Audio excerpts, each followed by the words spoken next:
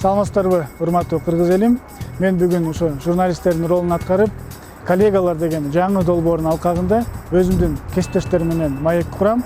Бул биз маегибизде алардын ишмердүүлүгү боюнча, алардын кылып аткан иши боюнча жана ошондой эле жеке өзүнүн өмүрүндөгү болгон нерселерге баардыгына жооп алабыз. Максат ушул эл менен эл өкүлдөрүнүн ортосундагы байланышты бекемдөө. Интервью жөнөкөй бейрасмий форматта өтүп, бардык суроолорго ачык жооп алабыз деп ишенебиз.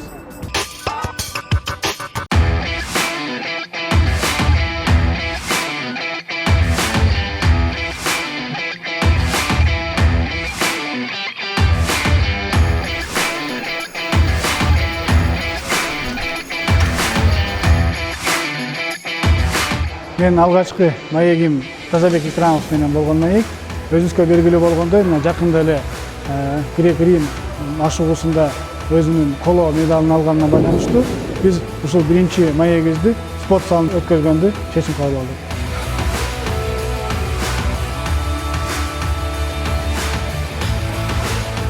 Салам алейкум. Кандай жакшысызбы?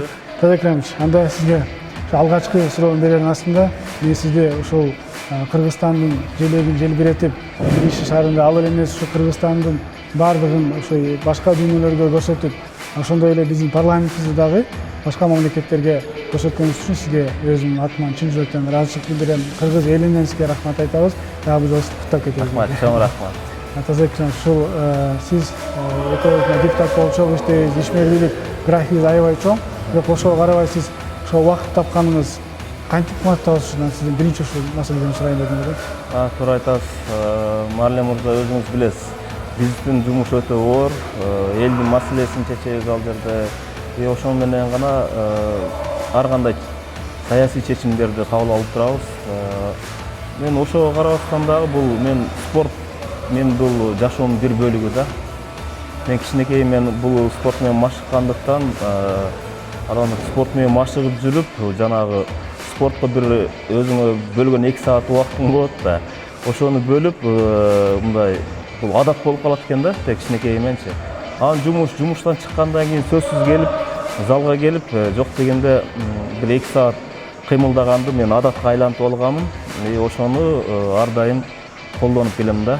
Анан жана 24 сааттын 2 саатын сөзсүз түрдө мен спортко бөлүп койгом да. Анда убакытты кетирбей, сиз машыга бериңиз, биз жаныбызда биз суроону уланта берели. Анда бул жактан баштайлы. Мына коомчулук үчүн аябай жар болду да. Ушу депутаттар деле көрсө, ушундай машыгап турбайбы, депутаттар деле чемпион боло алат турбайбы депчи. Ушул жаш биздин спортчуларга, жаш муунга кандай бир өзүңүздүн советиңизди айтат элесиз? Кандай бир өзүңүздүн жол көрсөтмөңүздү айтып берет элесиз? Биз эми парламентке элдин эл өкүлүбүз да. Бизди эл шайлагандан кийин мен айтат элем, жалпысынан биз өзүңүз билесиз, Марле мырза, бизди баардык жактан элдер ар бир кыймылыбызды карап турат да. Биз ошондуктан биз бир гана сөз менен айтып калып эле, же болбосо бир акыл насаат айтпай, мындай өзүбүздүн ушундай бир жүрүм турумубуз менен, кылган ишибиз менен биздин келечегибиз болгон биздин жаштарга бир үлгү берсек деген чоң бир мындай ой. Анан жалпы кыргыз элин, жалпы бизден кийинки чоңоюп аткан урпактарга мен айтат элем да, спорт менен машыгууну чакырып кетет элем. Ийгиликтин эрте кечи жок деп бизде жакшы айткан ата-бабаларыбыздан келген сөз бар да. Ошон үчүн айтат элем, ушул нерсени эч качан спорт менен машыгып, эгер мээнет кылса, сөзсүз түрдө бир ийгиликке жетет да. Анан спорт бул тазалык. Өзүңүз билесиз, өзүңүз да спорт менен машыгып жүрөсүз. Жакында эле Москвага барып, ошол жерде дагы жакшы ийгиликтерди 2-нчи орунду алып келдиңер футбол боюнча. Бул өтө бир мындай. Биз ушундай өзүбүздүн бир гана жумуш эмес, ар кандай спорттук иш-чара, же болбосо бир маданияттык иш-чаралар менен, же болбосо бир кандай гана бир жакшы нерсе болсо, ошону биз көрсөтсөк, бизден кийинки келип аткан урпактар бизди карап түздөлүп, бизди карап өсөт да. Туура. Тазабек Икрамович, мен мына келгениме 1 жыл болду да. Сиз го ушул 4 жылдан бери Жогорку Кеңеште отурасыз. Мына сиз үчүн, жеке өзүңүз үчүн жашооңузда бир кандайдыр бир өзгөрүүлөр болдубу? Графигиңизде болобу, же өзүңүздүн ошо досторуңуздардын арасындабы, мүмкүн ошол убакыт жетишпей, мурдагыдай көрүшпөй же мурдагыдай жашооңуз жүрбөй калдыбы? Кандай өзгөрүүлөр болду сиз үчүн? Туура айтасыз. Негизи бул Жогорку Кеңеш жалпы азыр бир жылдын ичинде деле сага деле бир чоң бир мындай өзгөрүүлөр болду да. Мен ошондой айтам, 4 жылдын ичинде чындыгында өзгөрүүлөр болду. Бизде жанагы убакыт график деп коебуз, убакыт өтө бир ушундай бир тар болуп калат экен. Мурдагыдай жанагындай көп катышууларга да катышыш керек болот, же болбосо мындай достор менен көбүрөөк мындай отурганга бир убакыт таппай каласың. Ушул жактан таарынып калат, кээде чакырган жерге барбай каласың. Ушундай өтө бир мындай убакыттар болуп калып атат. Бирок Жогорку Кеңеш бир парламент бул өтө биз үчүн чоң университет деп коебузбу, институт деп коебузбу, ушундай бир чоң бир мындай тажрыйба ала турган нерсе да. Бул жерден көптөгөн буга чейинки саясатта жүргөн биздин агалардан, көптөгөн саясатчылардан көптөгөн жакшы жагын алдык, үлгүлүү жагын алдык десем болот да. Сиз ушул кийинки шайлоо жакындап калбады эми? Ушуга баруу максатыңыз барбы? Туура айтасыз. Негизи мен өзүм кичинекейимден мындай өзүм бир бул максат коюп, кыргыз элиме жардамым тийсе, бир келечекте бир мындай тарыхта кала тургандай бир жумуштар жасасам деген жакшы ниет бар эле да. Анан ушу ниетти акырындап ишке ашты. Анан буга чейинки элдерге мындай жардам берип, ушуна бир өзүмдүн бир жакшы жактан бир мындай үлгүлүү жактан бир көрсөтөйүн деген максаттардын баардыгы бир аздан болсо дагы ишке ашып келе жатат. Көптөгөн ошол эле жол маселесин, суу маселесин, мектеп, спорт зал маселесин дегенде ошол маселелерди чечип келе жатабыз да. Анан дагы алдыда көп аткарылбай бүтпөй калган маселелер бар. Буну сөзсүз түрдө аягына чыгарыш керек. Эми жашырганда болбойт. Сөзсүз түрдө кийинки шайлоого барганы аттанабыз, аракетти кылабыз. Эл колдосо сөзсүз түрдө келип дагы кызмат кылабыз да. Демек ушул жылы бир топ мыйзамдарга авторлор болобуз, ушул мыйзамдардын көбүн ишке ашыра албай калсаңыз, сөзсүз түрдө кийинки жолу ишке ашырып кетесиз. Ал эми ушул жылы кабыл алынган мыйзамдардын кайсысын ушундай белгилеп кете аласыз? Туура айтасыз.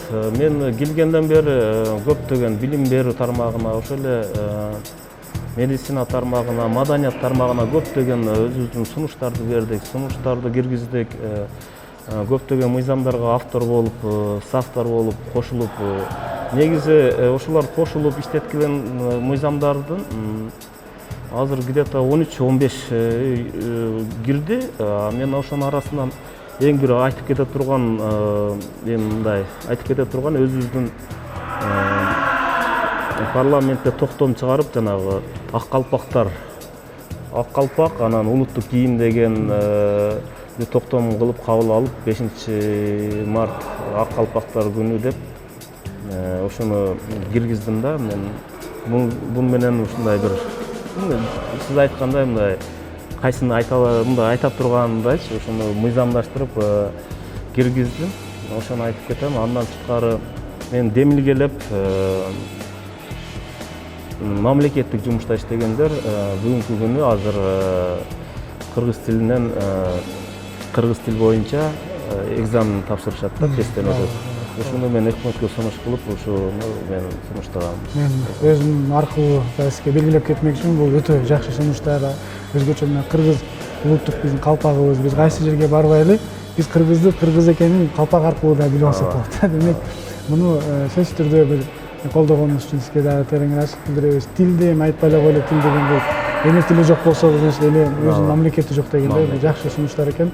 Эми ушул айтып калдыңыз, соц тармакта көп өзүңүздүн мыйзамдарыңызды киргизипсиз да. Ошол менен бирдикте анда 13 мыйзам болсо 13 мыйзам үчүн эмес, керек болсо бир мыйзам үчүн деле отличникти берет да. Сизге анда ошол отличник ыйгарым туп-туура берди экен деп мен ойлоп кетет элем жана айтып кетет элем. Сизде ушул соц тармактар боюнча сөз кетип калбадыбы?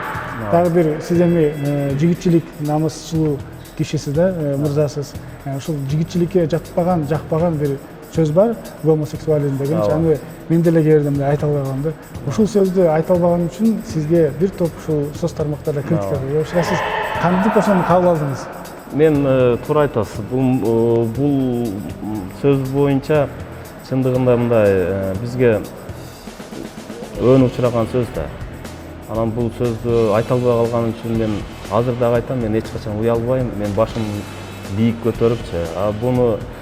Бул сөздү айтпай, даже ушуну колдоп площадка чыккандар уялбай атат дагы. Анан мен бир аз ошол жерден адашып калганда ушуну монтажда алып чыгып, көптөгөн ушундай бир жаман көрсөткөнгө аракет кылышты, бирок мен эч качан уяла турган нерсе жок.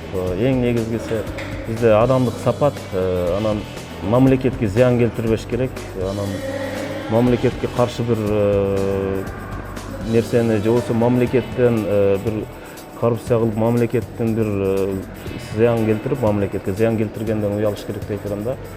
Анан негизгиси бул сөздү бир гана мен эмес, жакында эле мен ушул бир YouTube каналдарын бир көрүп отуруп, ошол жерде Россия державасынын президенти Путин дагы ушулардын сөзүн айтып атып, ошо дагы жаңылып атат да. Анан башында эркек сүйлөй турган сөз эмес экен депчи. Анан биз эми ар бир адам ошол маалда бир эмоцияга алдырып, мындай эми сүйлөй албай калганда ошону монтаждап атышат да. Бул деген эч бир мен дагы өзүм душар болдум. Чын айтса, айрым учурларда ошо биздин максималдык маалыматтар, каражаттар бир информациянын бир четин алып туруп эле айланып туруп, максаттарын өзгөртүп коюп кылган нерселер дагы кездешпейт да. Буга дагы мен өзүм жакында душар болдум. Ошол менен бирдикте биздин бир коллегабыз айтып калды, биздин ошол аброюбуз ниже плинтуса деп. Ошондо сиз мындай жооп бердиңиз да, ниже плинтуса эмес эле, плинтустун үстүнө эле басып жүрөбүз деп. Ошого кандай деп жооп берет элес дагы бир жолу. Мен айтат элем да, негизи ар бир адам, бизде шайлоочуларыбыз ар бир райондордо шайлады да. Райондон өзүбүздүн шайлоочуларыбыз бар.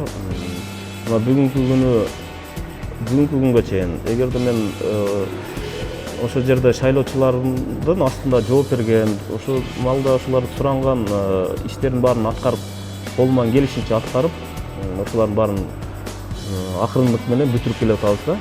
Барган жерде ушу мындай чоң рахматын айтып, сүйүнүп, керек болсо нанын чайын коюп, уулдарын даже керек болсо биздин атыбыздан коюп, уулум чоңойсо ушундай болсун, же болбосо уулум дагы ушундай бир батаңды бер, депутат болсун депчи, сыймыктанып тосуп алышат да. Анан мен айтат элем, анан ар ким өзүнүн, бизде Марлен мырза өзүң билесиң, 120 депутат бар.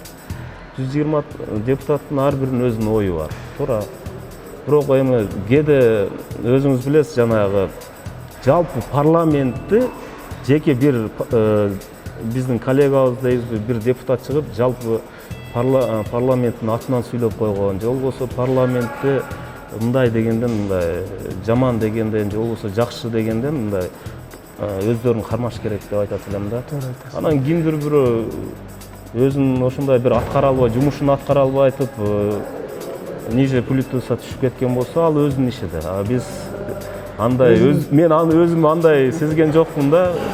Жакшы эле. Демек ар бир депутат өзүнүн жумушун айтсын, өзүнүн болуп аткан жеке өзүнүн оюн, жеке өзүнүн жумушун айтсын дейт элем да. Анан жалпы парламентти бир ошо тарапка айткан туура эмес да. Мына сиз азыр өзүңүз сөзүңүздө белгилеп кеттиңиз да, уулдарыбызды деп, анан жана өзүнүн бир салтыбыз бар эмеспи?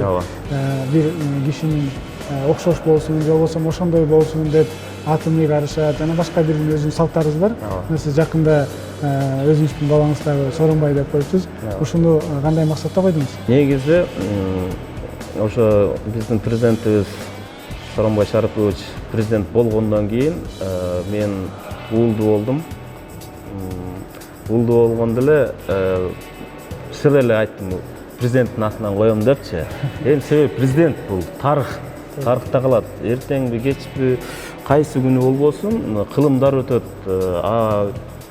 Ар кандай ар бир ата эне уулду болгондо сүйүнөт дагы ошол маалда ат издей баштайт да.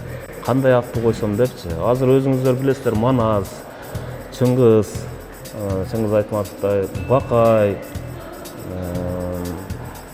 Исхак, ушундай баягы биздин көрүнүктүү мындай кыргыздын чыгаан адамдарын койгондо, мен дагы уулумду ушу Сооронбай Шариповичтей президент, элге ушундай бир кереги тийген, элге бир ушундай бир пайдасы тийген эр азаматтардан болсун деп ырымдап койдум да. Эртең менин уулум Сооронбай да чоңойсо, менин атам президенттин атынан койгон экен деп мындай өзүм билет да. Менин атам Тазабек деп атым койгон. Мен билем Тазабек Саманчиев деген болгон, мына ошонун атынан ошондой болсун деп мени койгон экен. Мен ошо өзүм атымда. Анан ошондуктан мен дагы Сооронбай Шарипович буга чейин бир канча жолку депутат, премьер-министр болду,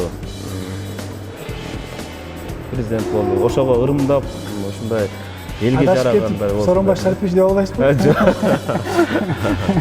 Жок, эркелетебиз, Соорончик деп эле. Эми ийгилик каалайм, ушу бала өзүңүз айткандай атайын коюпсуз, ушу ниет тилек менен коюпсуз. Чындыгында келечекте элге кызмат кылган балдарыңыздан болсун. Рахмат. Кудайым буйрса президент болсун. Рахмат. Тазабек Икрамович, биз ушул интервьюбуздун экинчи бөлүмүнө келдик. Ал жерде сизден ушул өтүнүч кыска эле ооба же жок деп эле жооп берип койсоңуз. Жогорку Кеңешке чын эле патриоттор келеби? Ооба. Бийик трибунаны туура колдонуп жатабызбы? Өзүм үчүн ооба. Борбор Азия өлкөлөрү той аштарды чектеп жатат. Бизде да чектөө болушу колдойт белеңиз? Ооба же жок деп эле жооп берип коюңуз. Жок. Криминал баш көтөрдүбү?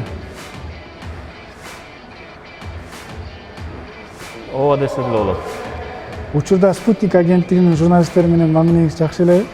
Азыр жакшы, башында түшүнбөстүк болгон. Эгемендик алгандан бери 4 президент өлкө башкарды. Учурдагы президент мурдагыдан өзгөрүлүп, жакшы иштеп жатат дегендерге макулсузбу? Ооба. Кыргызстанга жаңы көз караштагы жаңы жүздөр келиши керек деген ойго кошуласызбы? Ооба.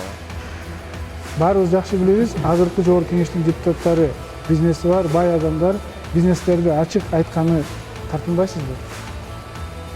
Ооба. Менин алгачкы суроом ушул азыркы иш боюнча айтылып калды.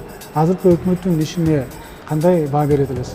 Өкмөттүн ишине мен чынын айтсам азыр канааттандыралдык баа бере албайм. Себеби бизде мындай болуп атпайбы, өкмөттүн жумушу негизи өкмөт деген бир 10 жылдык, 15 жылдык программа менен келиш керек да. Азыркы күнү бизде кайсы көйгөй чыкса, ошол жерде барып өчүрүп калмай ошондой өкмөт болуп атат да, пожарный машинадай болуп калды да. Негизи бул өтө бир туура эмес. Анан негизи азыр бизде көп ушундай бир өкмөт бир күчкө кириш керек деп айтат элем. Күчтөнүш керек, инвестицияларды алып кириш керек. Инвестицияны алып киребиз десек, жергиликтүү жерден эле элдер чыгып эле аларды кууйт, же болбосо инвестиция кылайын деген адамдар дагы ойлонуп атпайбы? Бул Кыргызстан бир мындай туруктуу эмес экен. Бүгүн болбосо чыр-чатак чыга берет экен, же болбосо бир иштетпейт экен депчи. Инвестицияны салып ачып алгандан кийин айрым жерлерде ушундай ачактар чыгып, урушканга чейин барып чыккан турат. Биз эми бунун үчүн бир эле өкмөт кылыш керек дебей, мына жалпы эл ушуга бир мындай ойгонуш керек деп айтат элем да. Ойгонуп, эгерде жалпы биз мамлекетти өркүндөтөбүз, же болбосо алдыга сүрөбүз десек, ошол эле өкмөткө дагы кошулуп туруп, биздин жергиликтүү, биздин кыргызстандык элдер кошо бир жардам беришибиз керек да. Анан өкмөт деген ошо жана өзүнүн жумушун. Эми азыр бул жерде жалпы алар жөнүндө мен чын пикирди айтсам туура болбой калат, бирок убагы келгенде алардын отчеты келгенде мен өзүмдүн туура майда алар отчет менен бизге келет. Азыр мына жакында бюджет менен келген деп атышат. Негизи эле ушул сиздин ишмердүүлүгүңүз ушу соц тармакта экен да. Сиз ушундай бир келечекте сизге бир кандайдыр бир министрликте сунуш кылса, сиз кайсы министрликке бармаксыз? Негизи мен андай оюнда деле жок экен азырчы, чынын айтсам Арлем мырза. Азыр бизде эми азыр кандай бир министерствого барып иштегенде мүмкүн вице-премьер болобу жана соцблоку жандай ойлонгон жок белесиз. ойлонгон жокмун азырынча, чынын Деген ушул айтсам. Жанагы мен элдерге иш бердимишти жүргүзөйүн деп. Себеби мен жогорку кеңеште баягы элдин көйгөйүн айтып, анан биз ошол жерде элдерге айткан нерселерибиз бар да, ошону элдин үнүн дагы биз өкмөткө жеткизип тура турган адам болуш керек да. Эми аны мен чынын айтсам ойлонбоптун да ал жактачы.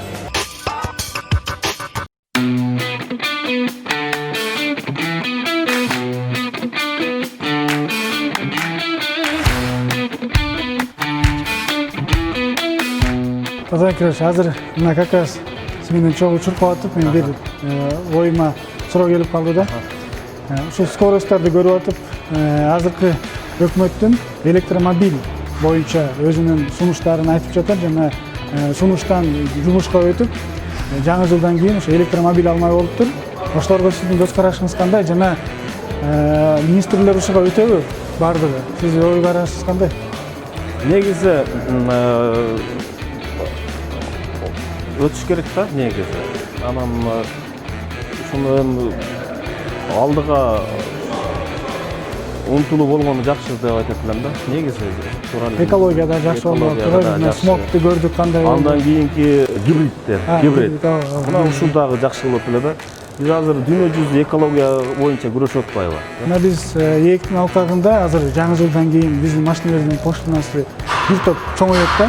$500 эгер биз буга чейин оформление кылып атсак, поштадан төлөп атсак, азыр эми $5000 болуп калат. Бирок ошол эле бирдикте баягы электромобилдерге поштадан такыр жок экен, ноль экен. Гибридтилерге дагы жок экен. Бул демек жакшы нерсе. Негизи эле ушул ээкке биздин киргенибиз туура болду. Сиздин ой пикириңиз кандай? Бизде эч кандай бир продукция өзүбүз өндүрүп чыкпагандан кийин бизге кереги деле жок болчу да, биз буга чейинки бардык мамлекет менен катташып, бардык мамлекеттерге бизде шартыбыз жакшы эле болчу да. Биз азыр бул нерседен мындай бир туура болду же пайда таптык дегенден алыс элемин да. Бул келишимге кирип алдык. Бул келишимдин аягына чейин иштешибиз керек. Бул жерде мен ойлойм чоң саясатта болгон да. Чоң саясаттар бар. Чоң саясат. Негизинен бир жагынан да туура деп дагы айтса болот.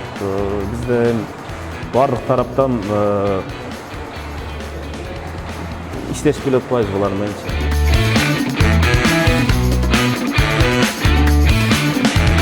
Таза Икрамович, бүгүн жолуңузду буруп, убактыңызды буруп бизге маек кылып берген үчүн сизге чоң рахмат. Грузияга барып, ушул медаль алып келип, ушул биздин Кыргызстандын желегин желбиреткөн үчүн сизге дагы бир жолу ырайчылык билдиребиз, куттуктайбыз.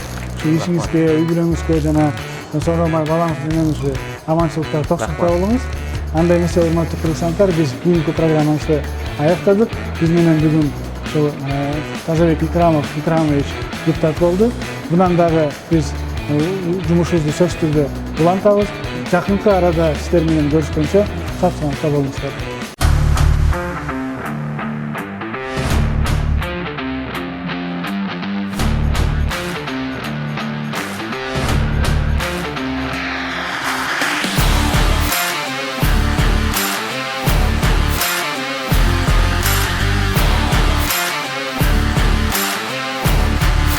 Ушундай жакшы да, Марлем. Сен постоянно спорт менен машыгып жүрөсүң. Эми негизи жумуштан сырткары деле бизде 1 саат, 2 саат сөзсүз түрдө убакыт бөлүп койсок, бул канча деген буга бизге жана отрицательный нерселердин баары чыгат ушунун менчи. Ошо чыгыш керек.